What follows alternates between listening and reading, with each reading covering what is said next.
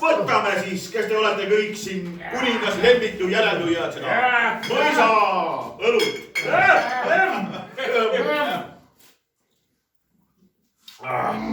No ja kus siis muud moodi surume kätt ka ikka.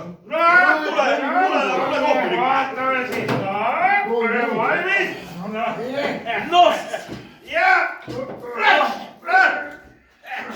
No Jürka kamerad saavad. No sa ütle nüüd, mis jauram ja komejant see siin on. Vanad mehed, aga siuke poiss. Ära mamma praegu. Mis asja nüüd?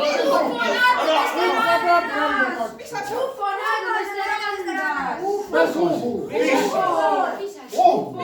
nädalast randas. Ufo nädalast randas.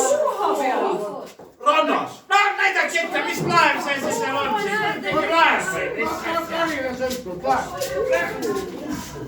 või mis ei ole mingi laev, noh, Riia kivilaev. Mis ta?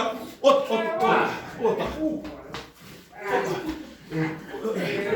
Nüüd on vist küll uued rahvajutud ädemeestele tulnud. Ja aga ufod ädemeeste randas. Aga nii ta ongi, et igal külal kohal oma lugu. Mõõnaaeg ja tähelend. Kui on rahvas teokat sugu, külast saada võib legend. Igal külal oma laulik, prohvet ja ka klatsimoor, traagik, narr ja jutupaunik, külaselts ja viisikoor. Külas teavad jutustada väravad ja vapipuu, kool, kirik, almurada, muistendid ja rahvasuu. Mina alles noor mehe noor.